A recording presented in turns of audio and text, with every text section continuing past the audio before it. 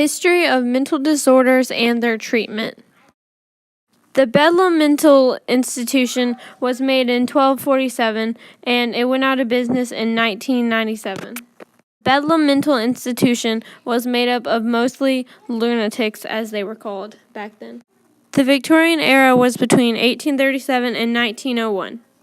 Most patients in the Victorian era asylums were either there for reasons like not knowing English, family not wanting them, and not having anywhere else to go. Patients would be forced to sit on benches all day and stare at a wall. They were punished for moving even at all. Chloroform was used as an anesthetic.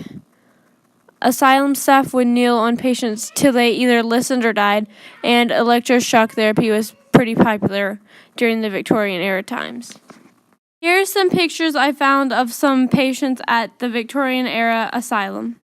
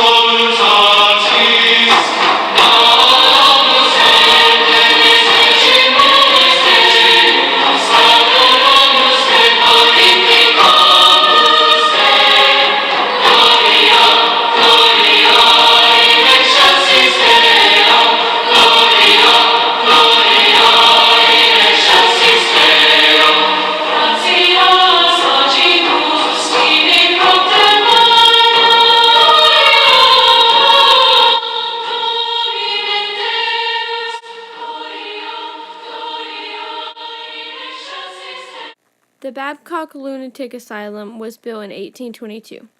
It opened in 1844. It was used to house traumatized veterans from the Civil War in 1861 through 1865. It was established as part of the Kirkbride Plan, which sought to build an array of safe places for the mentally impaired.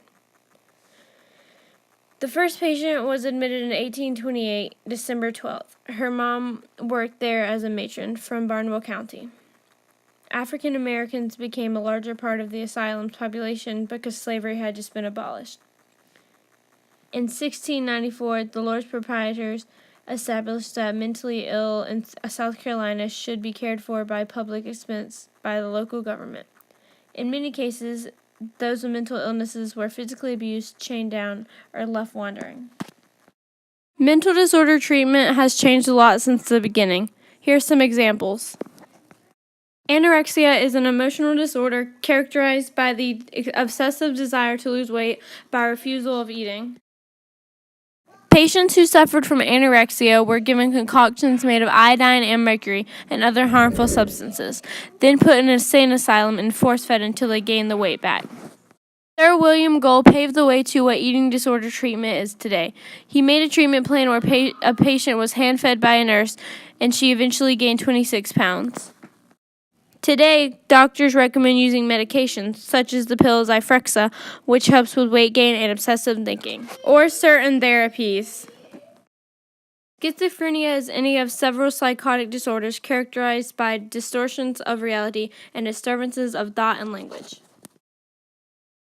Back in the beginning stages of treatment for schizophrenia, they used insulin shock therapy. Now they use medications called antipsychotics, but they don't work for 2 to 3 years.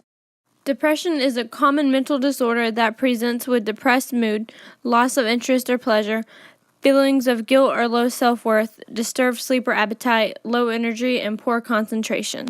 Depression was first distinguished from schizophrenia in 1895.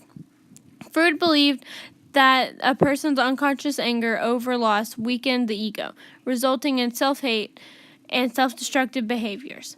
He believed in the talking cure to resolve unconscious conflicts and reduce the need for self-abusive thoughts. Many people were sent to mental asylums just because they had depression, and a lot of the time they used the treatment of lobotomies. Antonio Egas Moniz won a Nobel Prize for inventing the lobotomy. Lobotomy is a procedure where an incision is made into the prefrontal lobe of the brain. This was used to cure depression, schizophrenia, etc. The reasoning is because they thought if they could cut certain cells in the brain that they could cure certain mental illnesses. Today, depression is cured by Freud's method still and pills such as Zoloft and Paxil.